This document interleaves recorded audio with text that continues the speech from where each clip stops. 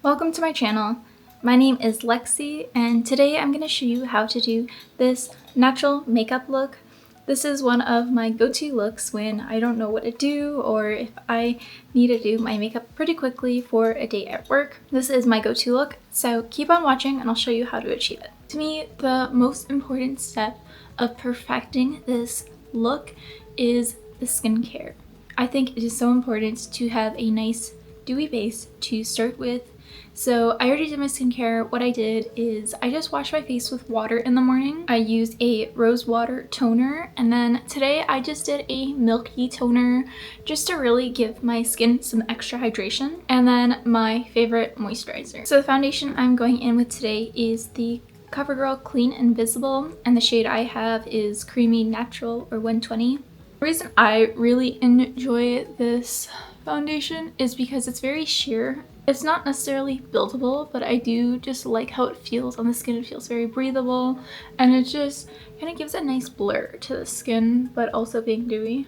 I know it's a bit ironic considering this one is called Clean Invisible, but I don't subscribe to the whole clean beauty. I think it is so harmful, the greenwashing and just misleading consumers to what it actually means. There is no FDA regulation or guidelines for what clean beauty is, so I think it's kind of just a scam, and I don't buy makeup with the intention of it being clean. I just wanted to put that out there because it is a little silly, and I slightly talked about it before, but I just wanted to make that statement because this one is called Clean.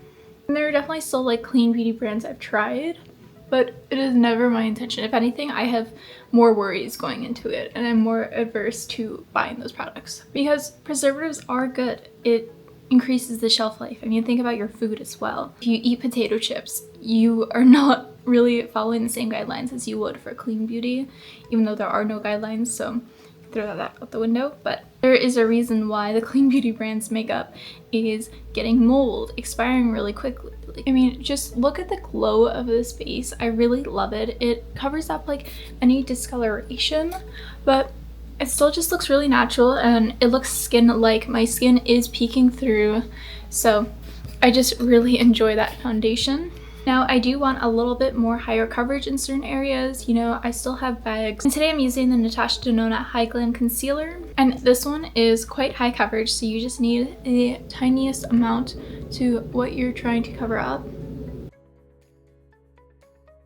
And you might be like not understanding why someone would do a natural makeup look when you could just not wear makeup.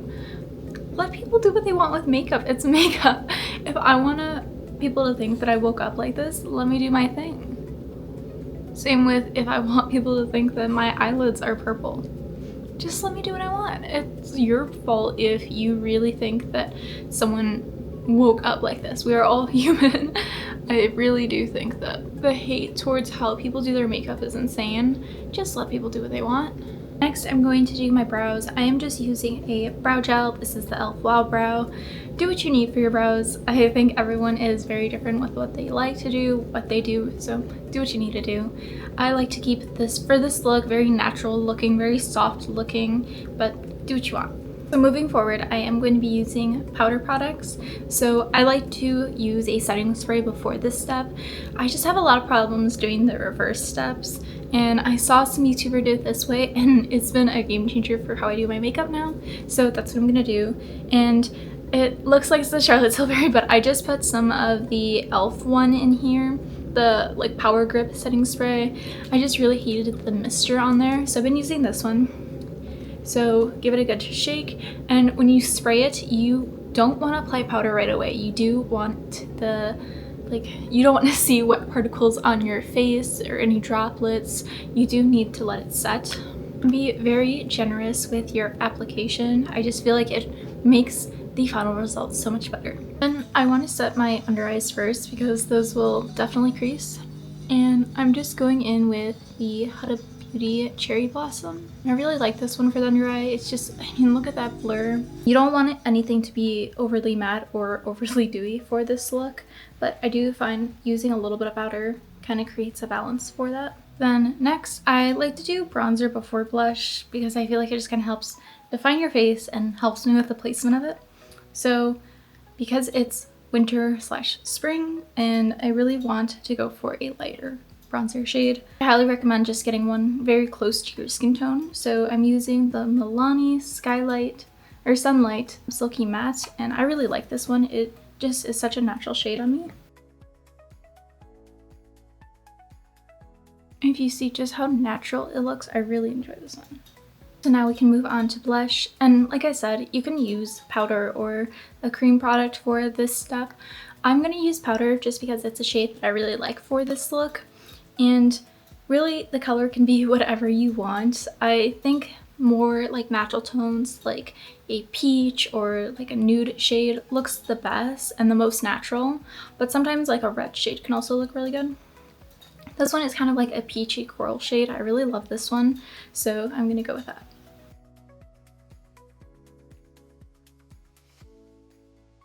So you could honestly just leave the look here. You don't really have to do anything with the eyes. You could curl your lashes, but I'm just going to show you a couple of steps to elevate this look and really just tie it all together. So what I'm going to do, instead of eyeliner, I'm going to take a dark brown eyeshadow and kind of line my lash line just to give the appearance that they're thicker, but you don't want it to be like overlined how it would look with eyeliner.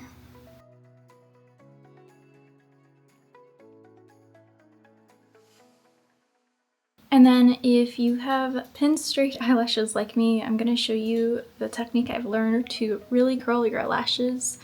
And it's taken me years to learn how to do this, but I finally nailed it. So you're going to take your eyelash curler, and when you clamp on to the lashes, I want you to raise it like this. It looks like it's going to hurt or pull your eyelashes. It's not going to, I promise. But that angle is really what's giving it the curl. And then second, you're going to clamp down about 20 to 30 times, and I do that twice per eye, and I'm telling you, like, this will last until I'm going to bed. It's pretty crazy, so I'm just going to do that quick, and then we can put on mascara. And for mascara, I like to opt for a brown one. I just find it looks so much more natural. If you have dark hair, black would be fine, but even with my dark hair, I do enjoy a brown one every now and then, so I'm using the Essence Lash Without Limits brown mascara. And I did this earlier, but I just used a tinted lip balm, and I really think that just really works well with this look. Anything like a lipstick or a lip gloss just kind of detracts from it, though you can opt for whatever you want. And this is how I do my natural makeup look. Thank you so much for watching, and I'll see you guys next time. Bye!